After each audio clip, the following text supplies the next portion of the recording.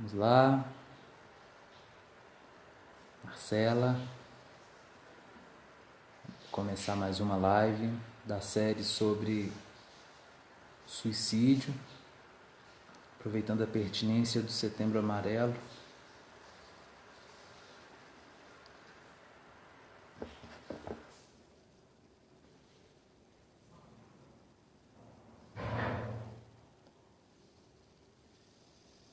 Léo, bem-vindo, Léo. Flavícia.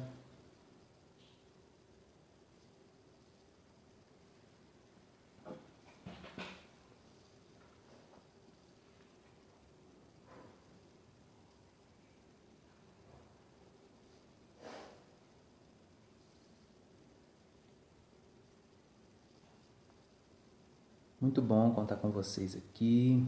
Marcela, querida amiga. Léo, de quem eu sou fã. Flavinha, minha aluna querida. Pedro chegou. Vou puxar ele aqui para dentro.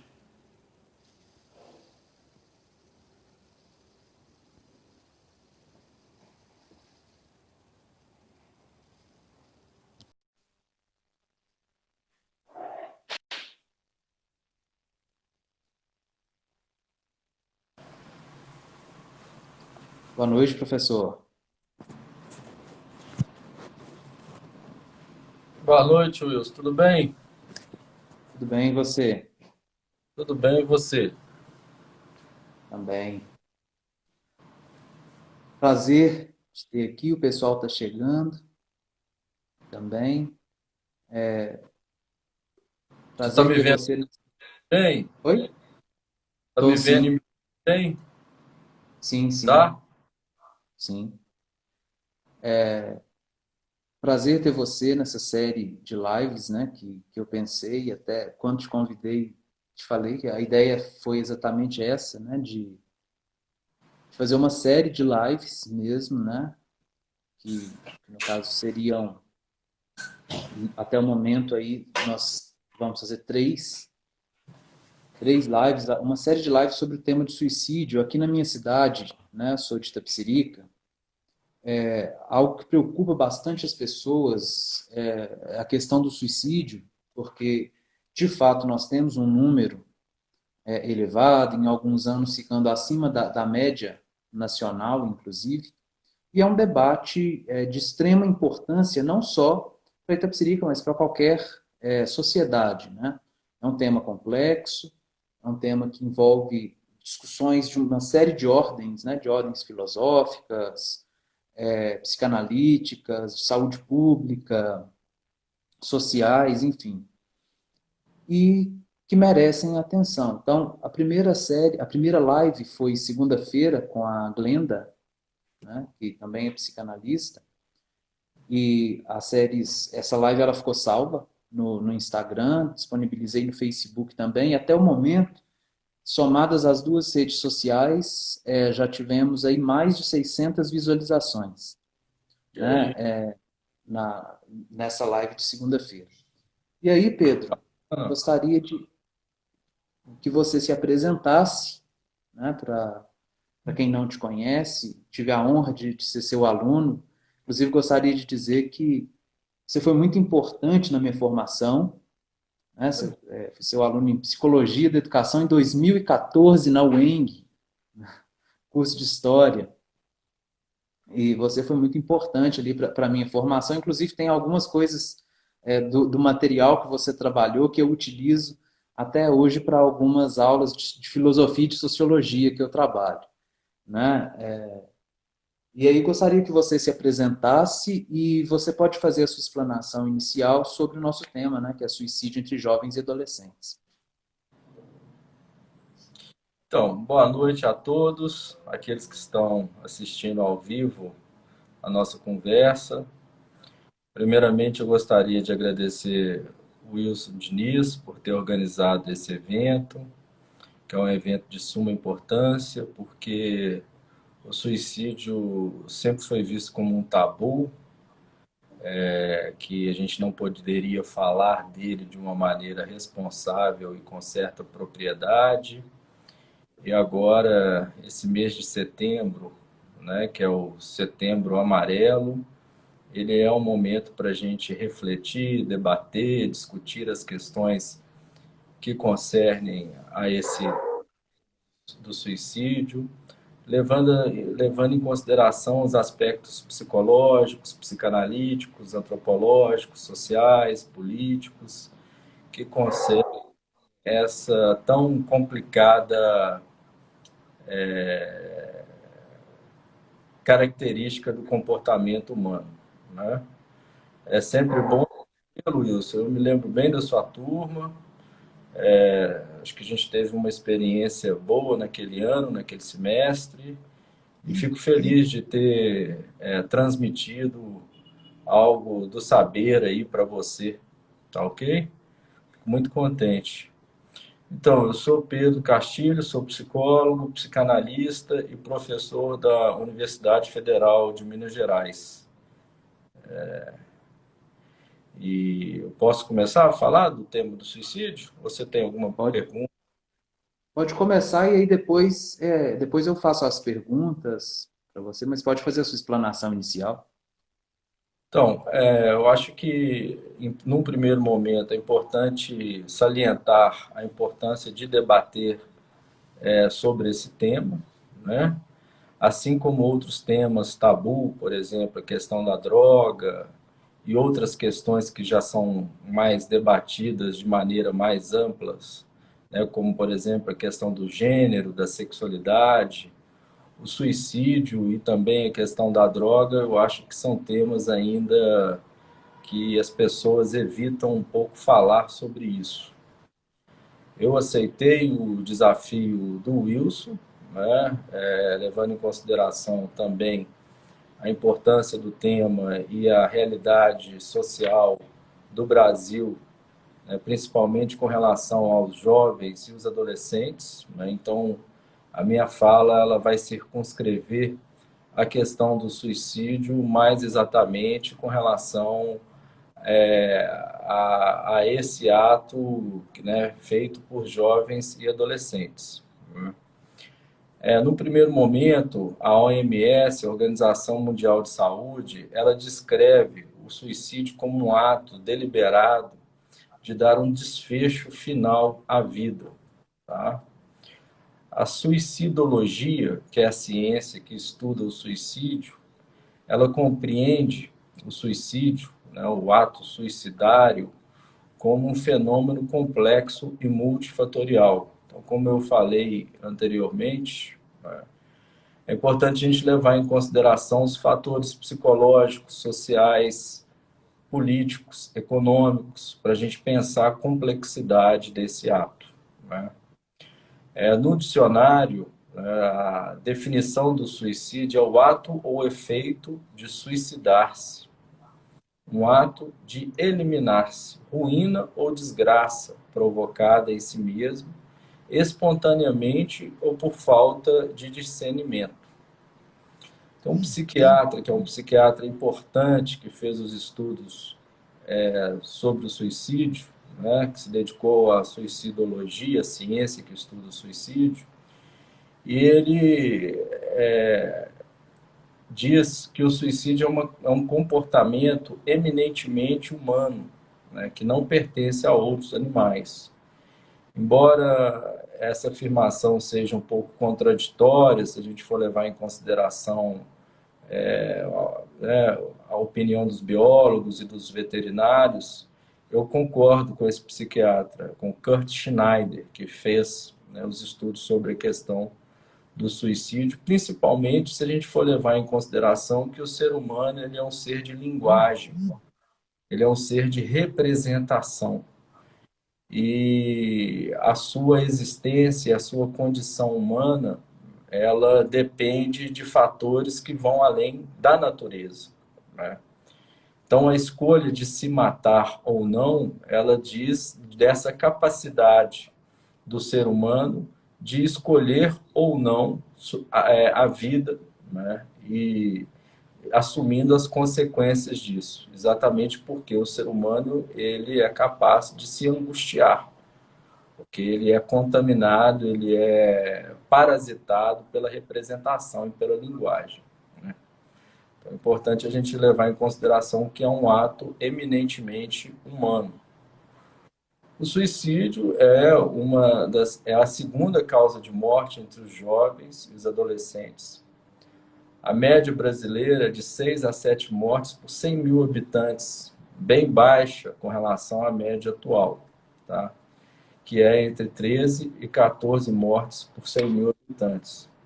Mas o que, de certa maneira, preocupa essa questão do suicídio, mais especificamente no Brasil, é que ele tem crescido de maneira considerável. Não é um dado estável, não, pelo contrário.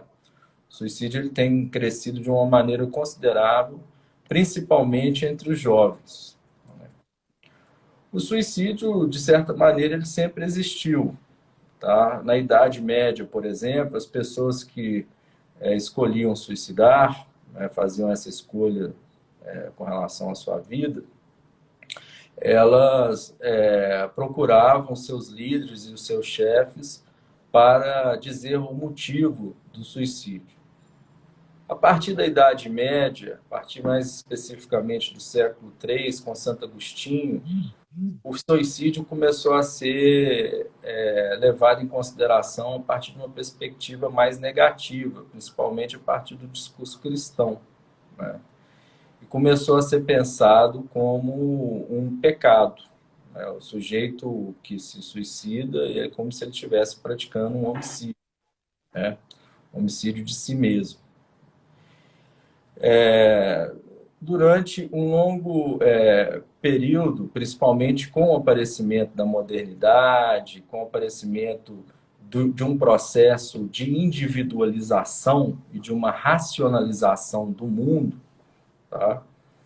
O suicídio começou a ser mais presente na sociedade, né? Se a gente for levar em consideração, a gente tem um exemplo paradigmático para pensar isso, principalmente os escritos de Goethe, que é um romancista alemão, que escreveu um livro que se chama O Sofrimento do Jovem Werther, que conta as aventuras de Werther, um adolescente, tá? E que no final resolve se matar. Esse livro foi lido por vários jovens e vários adolescentes na época e teve um efeito de contágio sobre aqueles sujeitos que leram a obra.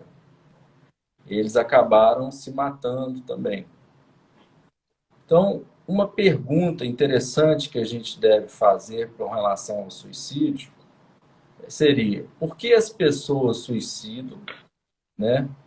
Ou por que as pessoas não suicidam, né? Levando em consideração todas as dificuldades da vida, todas as arguras, todos os obstáculos que é viver no seu dia a dia, a gente pode fazer essas perguntas também.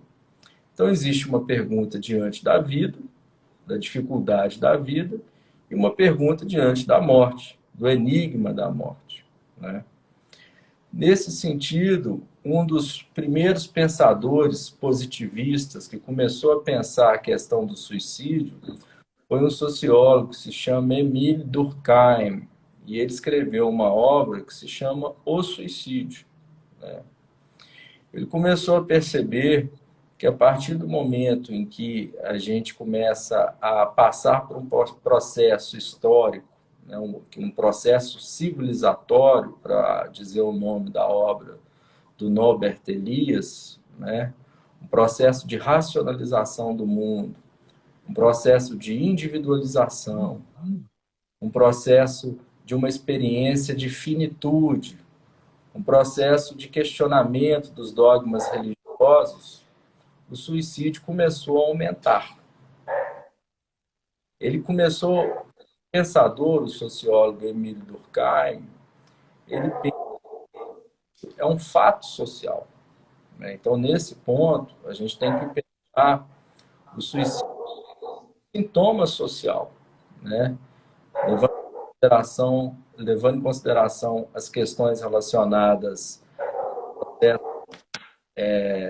de laço social, de organização social, de como que esse sujeito ele estabelece as suas redes de afeto, as redes coletivas, a gente vai ter uma sociedade com mais sujeitos com tendências suicidas ou com menos tendências suicidas, né? Então, isso é importante a gente levar em consideração que somos nós, né, agentes sociais, atores sociais, que devemos pensar que tipo de sociedade que nós, né, todos nós temos uma certa responsabilidade sobre o ato suicidário, sobre aquele sujeito que se, né, levando em consideração que é um problema.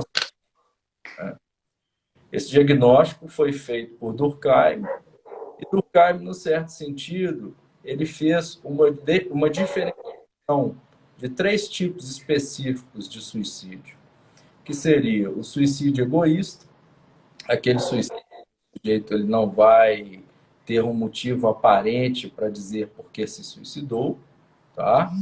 Ele vai dar ali questões individuais e que não expor diante dessa fragilidade dele, tá?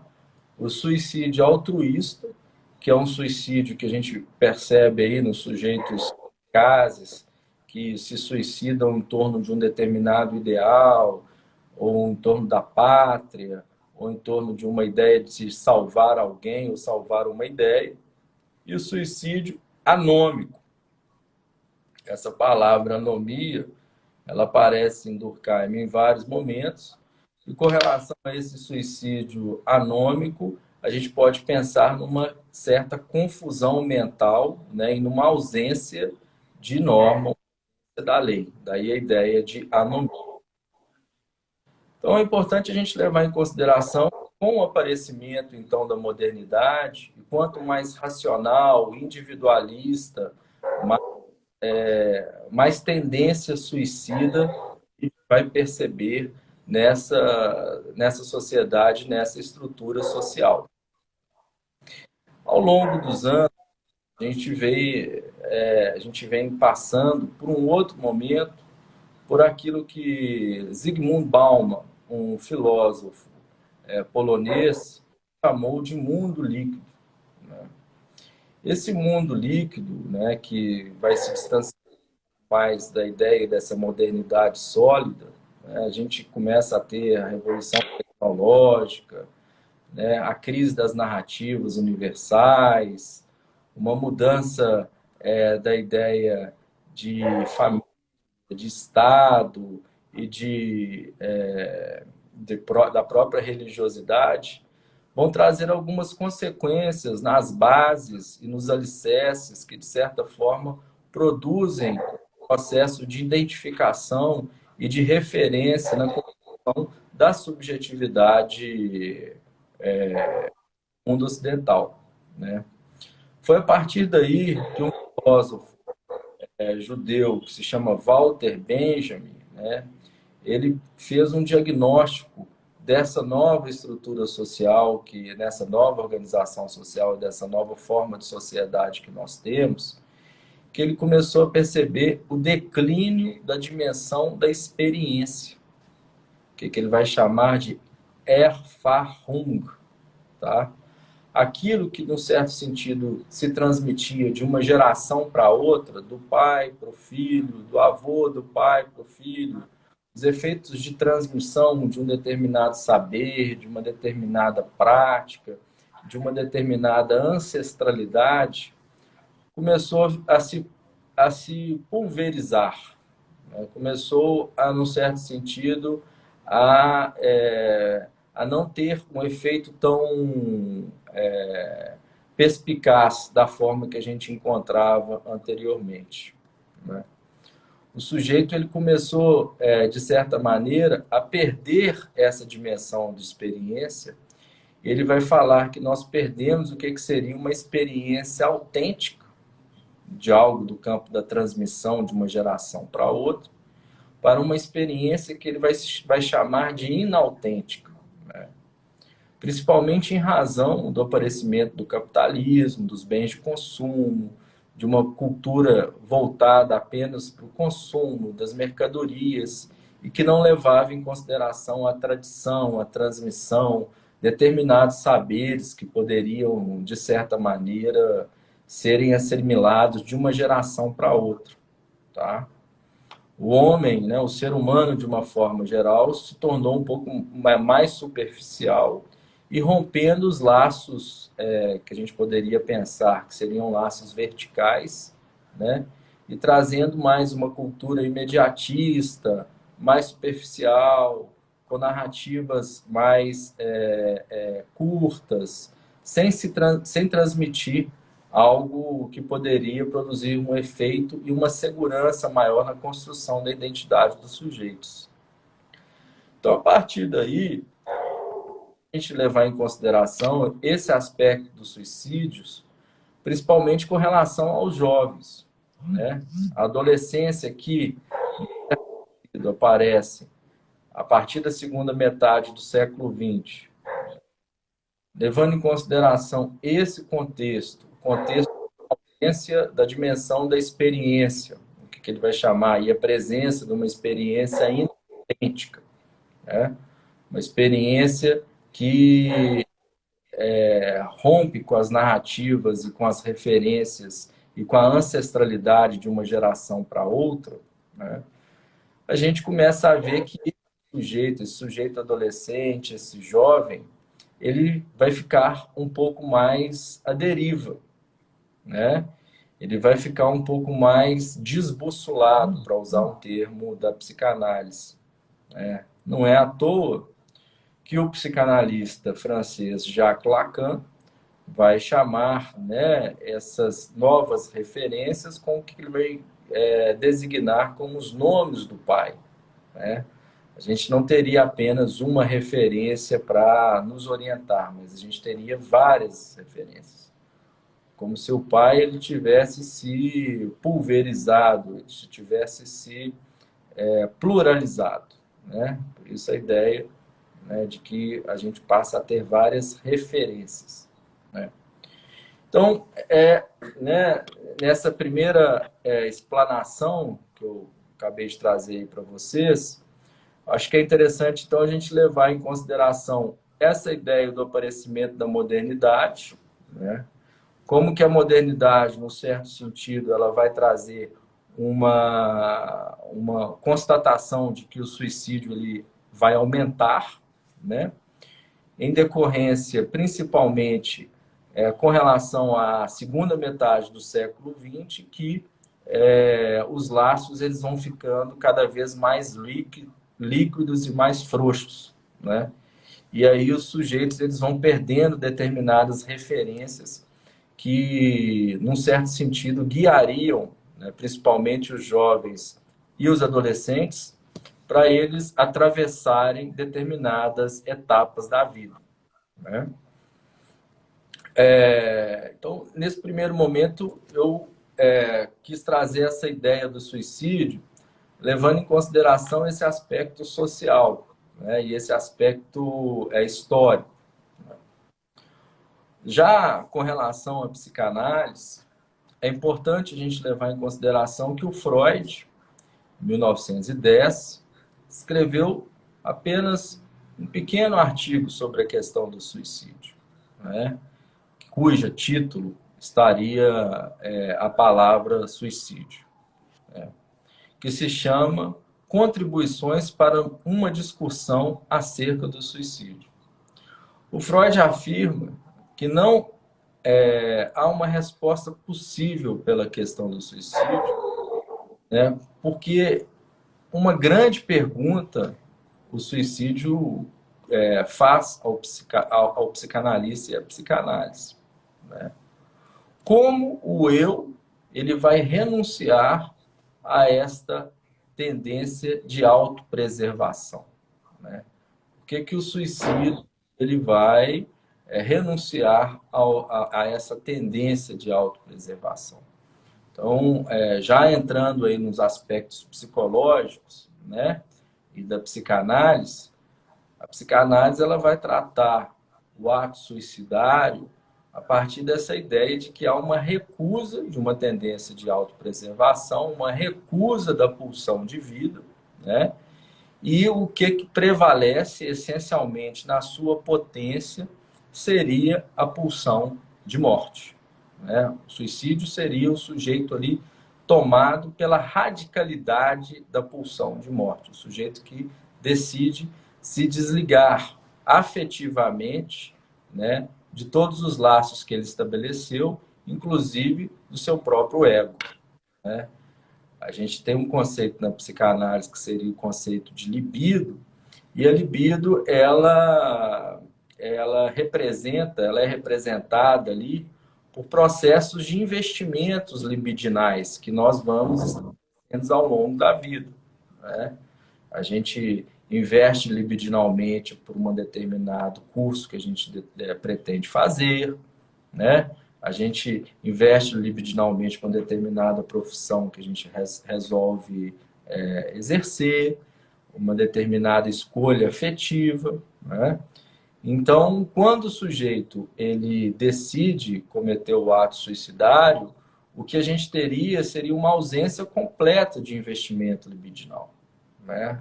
Esse investimento libidinal externo é como se ele desaparecesse, né? Daí a ideia dessa tendência do sujeito de não mais criar essas catexias objetais, esses investimentos de ligação, né? E produzir desligamentos, né, tão radicais que o levariam à morte. Então, eu vou ler agora uma passagenzinha aqui do texto do Freud, né, desse texto de 1910, que traz uma referência interessante para a gente pensar, inclusive, o lugar da escola. Freud vai citar a escola, né? Você como professor, eu também como um profissional que trabalha com adolescentes, né? Ele vai citar o lugar da escola para a gente pensar que a escola ela tem uma certa responsabilidade ali, né? De produzir esses efeitos de ligação, né? Vamos dizer assim, lugar de produzir esses efeitos de pulsão de vida, injetar vida no ambiente escolar, né? Então, acho que merece a leitura dessa passagem aqui do texto freudiano. Então, está aqui no volume 11, tá? Na página 217, na Standard Edition da edição da Imago, ok? Uma escola secundária deve conseguir mais do que não impelir seus alunos ao suicídio, né? Ou seja, ela tem que conseguir, né, tirar os alunos do pensamento suicida. Ela deve lhes dar o desejo de viver e deve lhes oferecer apoio e amparo numa época da vida em que as condições do seu desenvolvimento os impelem a afrouxar seus vínculos com a casa dos pais e com a família. Parece-me indiscutível que as escolas falham nisso e, a muitos respeitos, deixam de cumprir seu dever de proporcionar um substituto para a família e despertarem interesse pela vida no mundo exterior, né?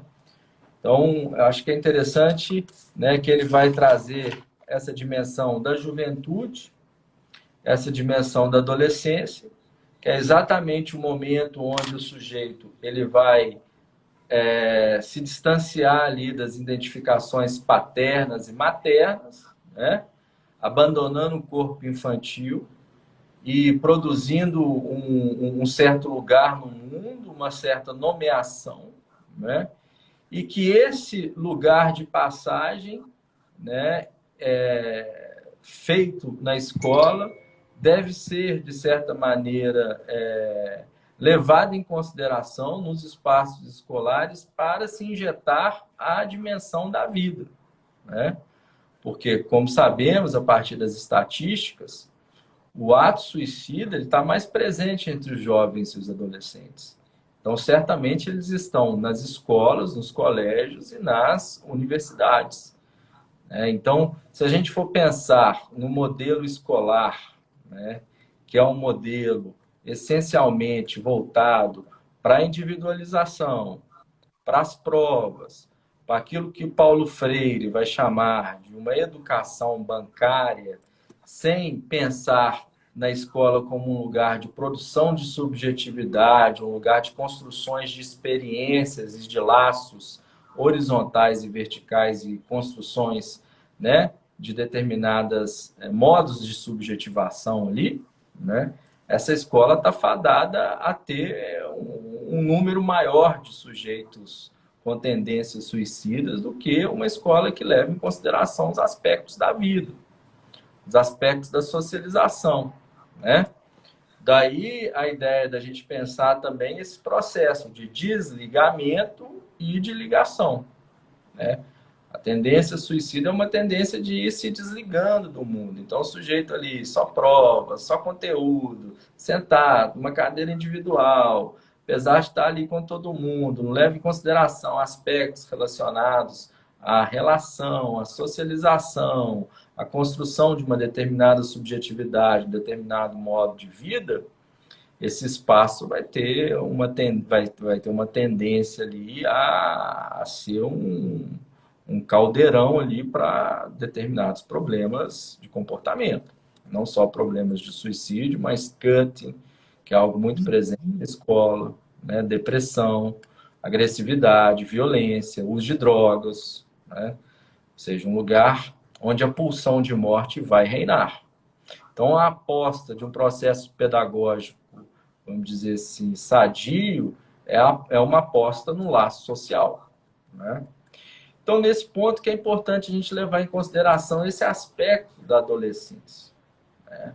A adolescência é um momento ali onde o sujeito ele vai se distanciar dos referenciais paternos, dos referenciais maternos, né?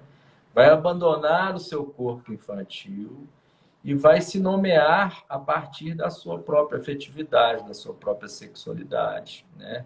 E tentar encontrar nos seus iguais formas de se orientar, né?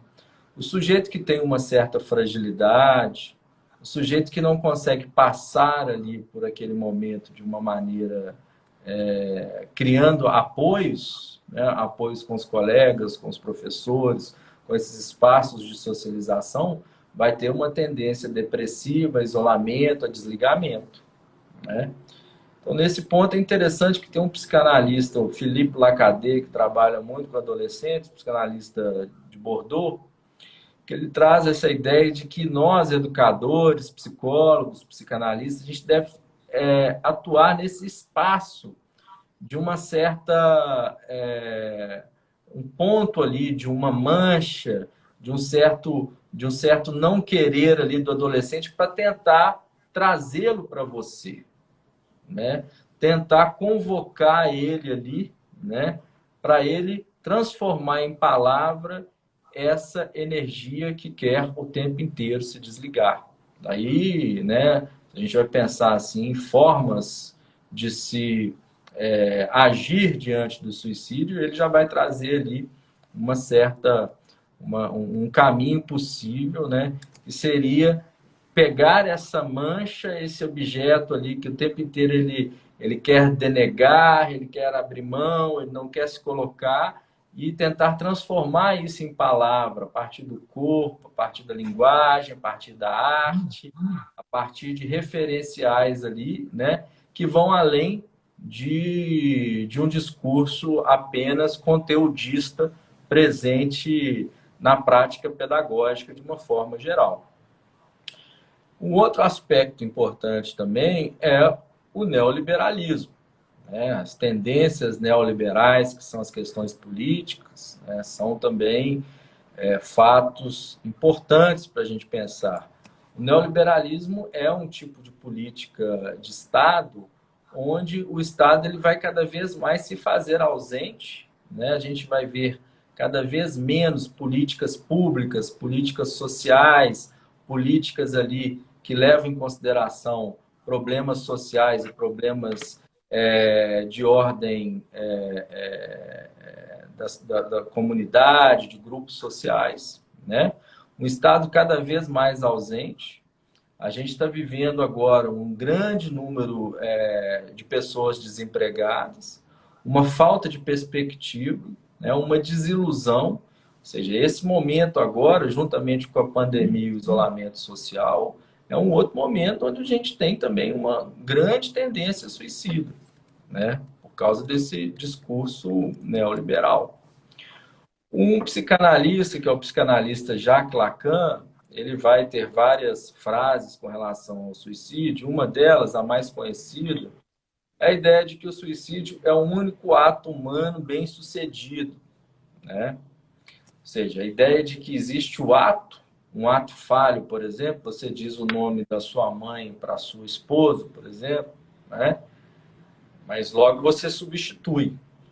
O ato bem-sucedido é o ato, na verdade, que o suicídio você realmente vai conseguir dar um fim, né, a algo que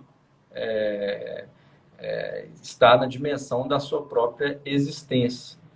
E ele vai dizer também de uma certa covardia, de um não querer saber do seu inconsciente, né? Então, o fato de você se suicidar é você se acovardar sobre aquilo que te angustia, aquilo que, de certa maneira, te faz sofrer, né? Esse lugar do impossível da dimensão do real. Né? Então, o suicídio seria uma resposta ao real, né? A uma dor de existir, a impossibilidade. Né? E nesse ponto, é interessante a gente levar em consideração, né, já entrando aí para a metapsicologia do suicídio, né, que o Freud trabalhou, importante a gente levar em consideração o que ele vai chamar das estruturas clínicas, né? Como que a gente pode pensar as estruturas clínicas, né?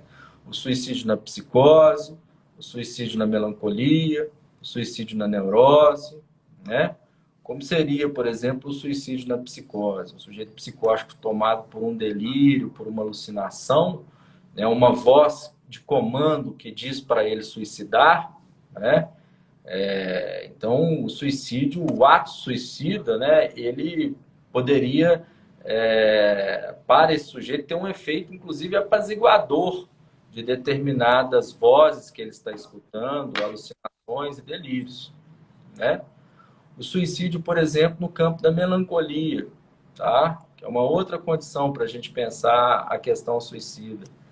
O sujeito melancólico, ele tem uma incapacidade de elaborar o objeto perdido, né? Freud fala de um trabalho de luto quando nós perdemos uma pessoa que a gente ama, um determinado trabalho, um determinado filho, um parente, né? A gente tem que fazer um trabalho, ele usa a ideia de trabalho, que é um trabalho psíquico, né? O sujeito melancólico é como se ele fosse incapaz de fazer esse trabalho psíquico e como se ele se colocasse num lugar do nada, né? Então, o sujeito melancólico, quando ele estabelece um laço com alguém, se ele rompe esse laço, ele vai ter uma grande dificuldade de nomear a sua existência, ok? Não vai conseguir, no certo sentido, nomear a sua existência, porque ele se coloca sempre no lugar de resto. Daí uma tendência suicida também no sujeito melancólico, que é muito presente, né? Esse processo de nadificação, né? E a única maneira dele eliminar esse sujeito que desvinculou-se dele, que é um objeto de amor, seria ele se eliminar. Ele se eliminando, ele elimina esse outro que ele se constituiu a partir dele, né? Na questão da neurose também, a gente tem também tendências suicidas, que acontece muito quando o sujeito ele tem um ideal, né, muito difícil de ser alcançado. Vamos dizer, por exemplo, você está fazendo uma prova, né, e aí você quer tirar 10 naquela prova, você tirou 0, por exemplo, né? E aí você idealizou aquilo tanto, mas você não vai conseguir atingir aquilo que você idealiza, por exemplo, passar em medicina no Enem, por exemplo, vai tentando e não consegue aquilo que você idealiza, o sujeito neurótico ele pode se suicidar a partir disso também, né? Então é interessante a gente trazer um pouco como que cada estrutura clínica, né, reage diante dessa dimensão do impossível, né, e essa dimensão daquilo que a gente chama, né, como que cada estrutura clínica responde com relação à falta do outro e aquilo que a gente entende que seria os nomes do impossível, né, os nomes do real, que seria a morte, o sexo, né, e o, o encontro com a falta do outro, né? Então, cada um responde dessa forma, né? Eu separei aqui também a carta de um músico, né? O nome dele, ele foi um dos músicos mais famosos dos anos 90. O nome dele é Kurt Cobain, do Nirvana. Você conhece, Wilson, o Kurt Cobain, do Nirvana? Demais. Conhece demais? Da minha fase de roqueiro, né? Lembra daquelas músicas do The Wall que eu tocava, que a gente tocava lá em sala de aula, lá, né? Sim, sim. Então, Trabalho elas em aula, inclusive, também. você passa, Faço aquilo tudo. depois trabalha com Foucault, né? Exatamente. Bacana. Na disciplina de Então, socialização. oi? Trabalhando socialização. Exatamente, boa ideia. Trazer o Pink Floyd é uma ótima ideia. Então, o que é interessante aqui nessa carta? Que é para a gente entender um pouco como que o suicida ele reage a esse lugar do nada, né? Kurt Cobain, ele foi um dos maiores músicos da década de 90, se não o maior, né? E ele se matou, né? Deixou uma carta. Eu separei um trecho aqui da carta para gente ter uma ideia. Às vezes eu sinto como se eu tivesse que bater o cartão de ponto antes de subir ao palco, né? Você vê que começa a mecanizar ali um ato, né, que talvez seja aquilo que, né, uma grande parte dos jovens gostaria de ser, que é o líder de uma banda, né? Eu tentei tudo ao meu alcance para gostar disso, né? E eu tento, por Deus, acredita em mim. Eu tento, mas não é o suficiente. Eu gosto do fato que eu e nós atingimos e divertimos um monte de gente. Devo ser um daqueles narcisistas que só dava valor às coisas quando elas se vão. Sou muito sensível. Preciso ficar um pouco dormente para ter de volta o entusiasmo que eu tinha quando criança, né? Então, o que é interessante? Como que ele se coloca nesse lugar de nada, né? Esse sujeito melancólico ali, que não consegue ter nenhum interesse, né, com relação à vida. Ele não consegue se investir, produzir efeitos de ligação para conseguir se motivar e tocar a vida. E o sujeito melancólico, ele vive isso, né? A dimensão do ideal, não existe essa idealização. Ele não consegue projetar, né? S de A barrado, A, um axioma lacaniano, né? Uma fórmula lacaniana, né? O sujeito não consegue investir a sua fantasia no campo do outro, né? O grande problema do suicídio é isso.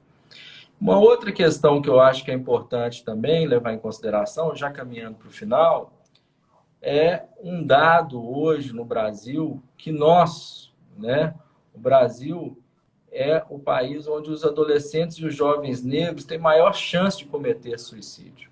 Então, segundo o Ministério da Saúde, o risco na faixa etária de 10 a 29 anos foi 45% maior entre jovens que se declaram pretos e pardos do que entre brancos em 2016. A diferença é ainda relevante, mais relevante, nos jovens e adolescentes negros do sexo masculino.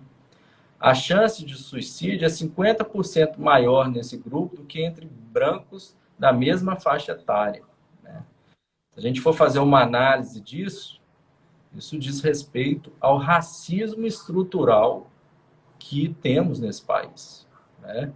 Segundo Frantz Fanon, um psiquiatra, um psicanalista que fez uma formação na França, mas ele é da Martinica, a condição do negro é exatamente porque ele não é reconhecido, né? Então, esse lugar do reconhecimento, desse racismo estrutural, produz também tendências suicidas, né?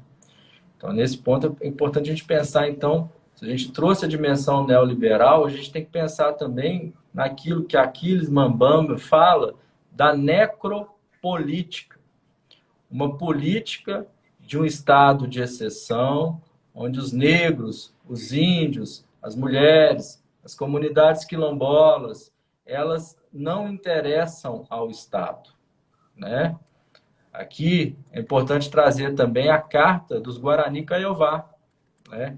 Que é uma comunidade indígena que disse que se eles tivessem que perder o direito da terra deles, 170 jovens iriam se suicidar. Eles escreveram essa carta em 2012, tá? Então, é esse movimento aí de omissão do Estado, de não reconhecimento desses povos, de uma política, né, que se chama necropolítica, que também produz essas tendências suicidas, né? Então, Inclusive, Pedro, que eu trouxe para falar, né? Vamos bater um papo aí, se você, né, sinta-se à vontade aí, se alguém do chat quiser também perguntar, estou às ordens. beleza. Inclusive, né, você disse sobre a questão do neoliberalismo, algo que eu anotei aqui, fui tomando nota das várias coisas importantes que você disse, né, de um enriquecimento muito grande. Há uma fala muito comum na política brasileira, acho que de 2016 para cá isso tem se tornado ainda mais forte, que é o tal do liberal na economia e conservador nos costumes, né? Isso é uma fala que é reverberada pelo presidente, pela galera do partido do governador do nosso estado, né, do Partido Novo, que é o tal do liberal na economia e conservador nos costumes. Quando, na verdade, é um liberal, né, é um ultra neoliberal na economia e um ultra reacionário nos costumes, né? É isso que a gente percebe. E aí eu percebo uma tendência, Pedro, exatamente de um lado, de um Estado que se mostra cada vez mais ausente, de um Estado que não quer tomar conhecimento sobre os dramas sociais do país, né? Inclusive o ministro da Economia ficou surpreso ao perceber que haviam 60 milhões de pessoas que demandavam o auxílio emergencial, né? Ele acreditava que isso seria um número 3 vezes menor.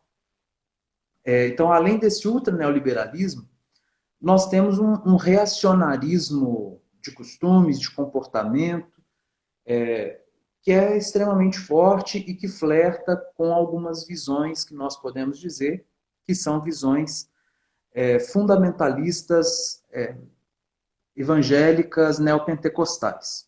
Não apenas evangélicas, porque existe até mesmo dentro da Igreja Católica um setor neopentecostal. Então, nós temos dois lados, né? Um neoliberalismo, um Estado que se mostra ausente, e aí vai se mostrando ausente em vários níveis, né? Um governo federal com um discurso necropolítico, como você bem disse, nós vamos para o governo estadual, isso se reverbera, e nós chegamos nos municípios, essa discussão também não é feita. Mas, concomitante a isso, nós temos também uma discussão política ultraconservadora, que eu diria que não é apenas conservadora, ela é ultra-reacionária, né? De um reacionarismo que vai pegar a questão indígena, a questão quilombola aqui em Minas Gerais, aquela prática do Romeu Zema, agora de despejo, né, de uma comunidade quilombola. Ou até mesmo de um esvaziamento da pasta de direitos humanos, de uma atuação da ministra dos direitos humanos, de esvaziamento da pasta e falando que quilombola se reproduz, né, falando em manada, como se fossem animais, enfim, e estabelecendo um padrão comportamental. Né? Houve uma política, uma proposta da ministra dos Direitos Humanos dizendo sobre a necessidade de abstinência sexual, de uma política de abstinência sexual, falando que o problema do abuso infantil no Carajás era das meninas que não usavam calcinha. Né? Isso, a ministra dos Direitos Humanos falando esse tipo de coisa. Isso para a gente não falar da questão homoafetiva, LGBT, etc. Então, nós temos, de um lado, um Estado que é extremamente ausente na dinâmica social e, ao mesmo tempo, um Estado que é extremamente impositor de um modo de vida, de um comportamento, o que, inclusive, categorifica essa política como uma política fascista. Né? Esse é exatamente o viés fascista, que é uma imposição de um modo de vida para as pessoas e da não compreensão, da não aceitação da diversidade, a negação do outro. Como essa confusão, Pedro, né, ela chega até na nossa sociedade e ela chega nos nossos jovens, as duas perguntas que eu quero propor para você, a primeira é, como abordar isso? É uma pergunta que o Léo, que está assistindo aqui, um artista sensacional, como que a gente pode abordar esse tema do suicídio nas escolas? E aí eu, de uma forma direta, né, falar abertamente ou de uma forma mais individual, e eu emendo essa pergunta em como pensar políticas públicas, né, que sejam efetivas nesse sentido e como propor, principalmente nas escolas, ações que possam debater esses temas e propor aí uma resistência a essa necropolítica. Então, eu trouxe esse aspecto, né? Um aspecto histórico do suicídio, um aspecto político, né? O neoliberalismo e essa política da necropolítica, e o aspecto psicanalítico. Né? A gente pode pensar na minha exposição a partir desses três aspectos. E pensar que quem é mais atingido por essas três forças aí que se convergem, né, seriam os adolescentes e os jovens, exatamente porque esses sujeitos estão em fase de construção da sua identidade, da sua autonomia. Né? Então, levando em consideração, né, que o suicídio ele é a ausência de laço social, né, processos de ligação e de construção ali do outro, né, e do laço social começam a se desgastar, né? Nós, profissionais que trabalhamos com seres humanos, a nossa aposta é no laço social. Né? O Lacan, no Seminário 20, ele fala, o que existe é o laço social. Né? E a nossa aposta, então, deve ser um laço social. Criar espaços de confraternização, de construção de saber, de modos de expressão a partir do corpo, a partir da relação com o outro. Isso aí é uma maneira indireta, vamos dizer assim, de tratar o suicídio e casos de depressão, de cutting, de isolamento, de convívio com o outro, né? Então, isso é uma forma indireta. A forma direta é tratar de uma maneira segura, séria, né? E levando em consideração que é algo que não pode ser falado, né? Que é isso. Essa iniciativa sua, por exemplo, ela é importantíssima, né? Pensando, levando em consideração que nós devemos falar sobre o suicídio, nós devemos falar sobre essas questões que são tabus para a gente de uma forma geral. Inclusive, por exemplo, durante muito tempo a homossexualidade foi um tabu. A questão nos anos 90 foi um tabu. A questão racial, a questão dos negros, durante muito tempo também foi um tabu. Né? Hoje em dia fala-se mais sobre isso. Né? Fiquei um pouquinho escuro aqui. Então a questão racial foi um tabu. A questão da droga ainda é um tabu. Né? A questão do suicídio também está deixando de ser um tabu. Né? Ou seja, falar sobre essas questões que são tabu. para a nossa sociedade, para a nossa construção do ideal que a gente quer de nação, que é um ideal que leva em consideração a dimensão da diversidade. Eu acho que a ideia da diversidade é algo que nós, educadores, devemos perseguir, né? Um outro aspecto é um pouco esse discurso. Hoje a gente tem esse discurso da moralidade, né? Pedro, vou te interromper um minuto. O Instagram, ele quando vai chegando o momento, ele anuncia que ele vai cortar. Eu posso encerrar essa e a gente continua para a gente poder dar o Eu, fechamento em uma próxima e já salvar essa? eu já estou concluindo, Wilson. Acho que é isso mesmo, né? Então, assim, essa questão do discurso da moralidade, né? A gente isso que você trouxe, que eu acho que é interessante, esse discurso da moralidade, a gente encontra uma pessoa que vem com esse discurso de não, mas isso é o correto, isso é o bem, né? Isso é a forma que deve ser feito, inclusive está escrito na Bíblia, né?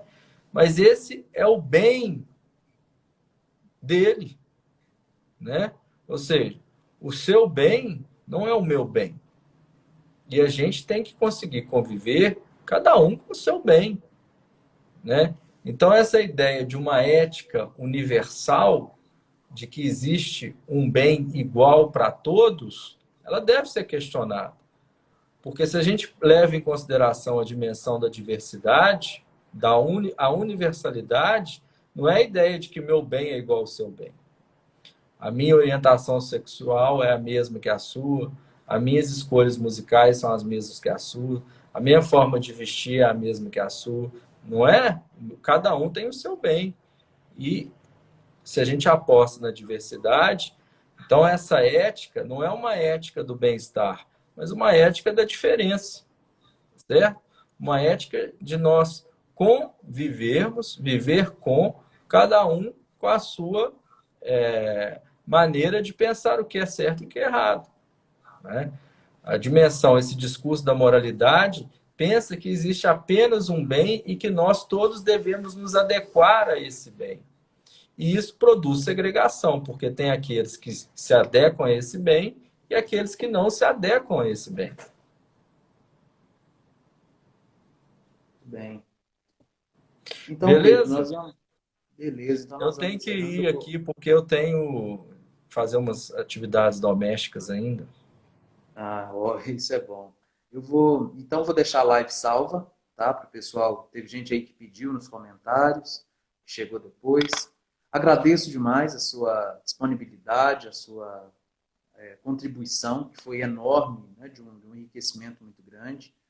E na próxima semana nós vamos continuar as atividades das lives. Te convido também para estar A acompanhando semana isso. que vem tem mais live? Semana que vem tem uma com a Heloísa Borges, que foi sua colega, deve, lá em Divinópolis, né? Ela vai falar sobre Ótimo, suicídio pessoal. entre idosos. E nós vamos, estou pensando em uma outra já também com a Cristina, né? Que nós já estamos conversando. Ela mandou aí uma mensagem, Bacana. nós já estamos pensando em alguma coisa também. Parabéns aí pela sua iniciativa, né? E pode contar comigo aí para outros trabalhos, tá? Conto mesmo. Então tá bom, pode contar comigo quando precisar. Então tá bom, boa noite, Pedro, boa noite, pessoal. E a live vai estar salva tanto no Instagram e depois eu estou disponibilizando ela no Facebook também. Tá bom? Até mais. Tchau para todos.